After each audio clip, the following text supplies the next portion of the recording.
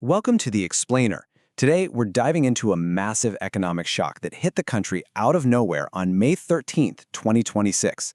I mean, literally, almost overnight, the entire financial landscape shifted.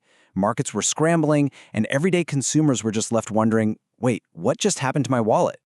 Okay, let's dive right into this. The big question, the core mystery we're unraveling today, is why the government suddenly decided to double the import duty on gold. It was this drastic, double-barreled move. Out of nowhere, the effective import tax on gold and silver shot up from 6% to a punishing 15%. And right alongside that, Prime Minister Narendra Modi made a pretty rare appeal for voluntary austerity, basically asking citizens to just stop buying gold for an entire year. So why would the government take such extreme measures to curb our love for precious metals?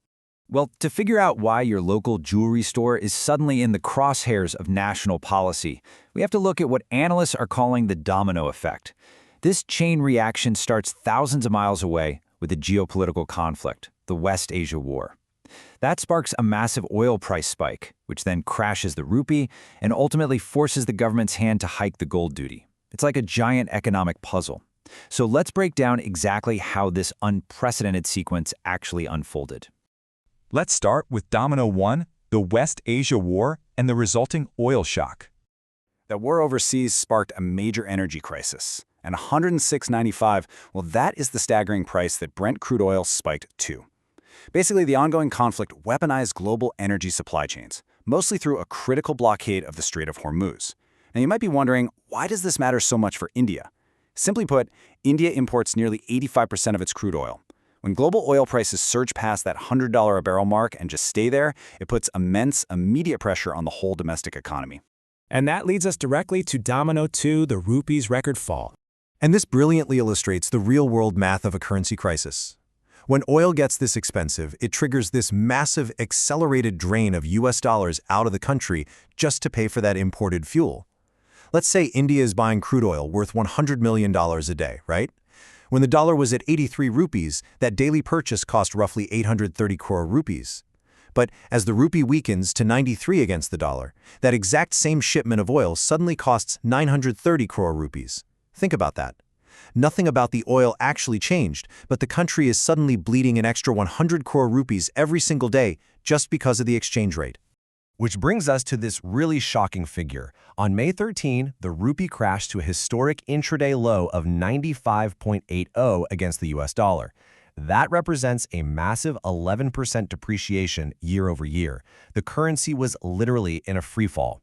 This was driven by those high oil payments and farm investors yanking over 2 lakh crore rupees out of Indian equities. The bleeding just had to be stopped. So here comes the government's response. The intervention, protecting Forex reserves. To protect India's roughly $700 billion in foreign exchange reserves, policymakers launched a pretty aggressive multi-pronged defense strategy. First up, they slapped that massive hike on gold and silver import duties, bringing the total tax up to 15%. Because India imports almost all of its gold, making it super expensive is a surgical way to immediately cut down on non-essential dollar outflows. Second, PM Modi called for voluntary austerity. He's basically asking citizens to hold off on buying gold for a year and pushing to reduce domestic fuel consumption. It's a calculated move to rely on old reserves and promote metal recycling instead of importing new bullion.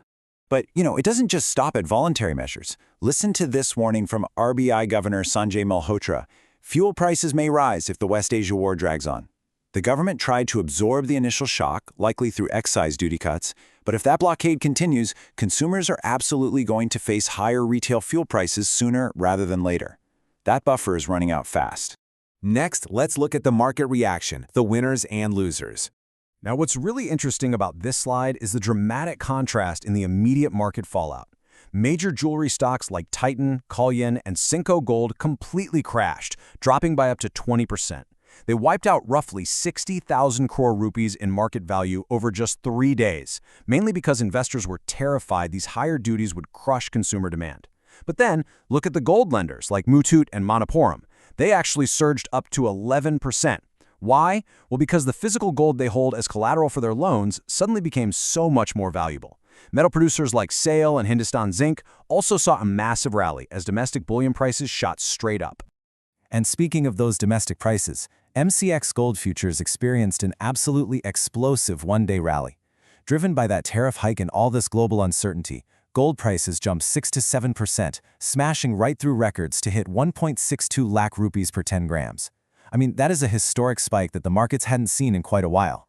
So what does all this actually mean for you? Let's talk about the impact on your wallet. So, the crucial point is really how currency depreciation acts as this sort of hidden tax on your everyday life. For example, let's look at studying abroad. A $40,000 university fee in the US used to cost about 33 lakh rupees, but with the rupees fall to 93 against the dollar, that exact same education now costs nearly 37 lakh rupees. That's a massive 4 lakh rupee increase added to a student's tuition, and literally nothing changed about the university itself. And this trickle-down inflation hits everywhere. Planning a family vacation to Europe? A 5,000 euro trip suddenly costs up to 1 lakh rupees more. No way around it. And because things like smartphones, laptops, and luxury appliances rely on imported components that are priced in dollars, a weak rupee gradually pushes all of those prices higher and higher on the store shelves. Which kind of leaves us with this one critical question. Are these extreme measures, the 15% gold tax, the sudden calls for austerity, the fluctuating fuel costs, are they just a temporary band-aid for a geopolitical crisis? Or are we looking at the new normal? In an increasingly fragile multipolar world where energy supplies can just be choked off in an instant, navigating this kind of extreme volatility might just be the reality of our economic future. It's definitely something to think about. Thank you so much for joining me for this explainer. If you found this breakdown of the gold tax hike and the economic domino effect helpful, please like, share, and subscribe so you don't miss our future deep dives. And hey, I want to hear from you. Drop a comment below with your feedback or your thoughts on the economy. Are you putting off buying gold, or do you think the markets are going to stabilize soon? Let me know in the comments, and I'll see you in the next explainer.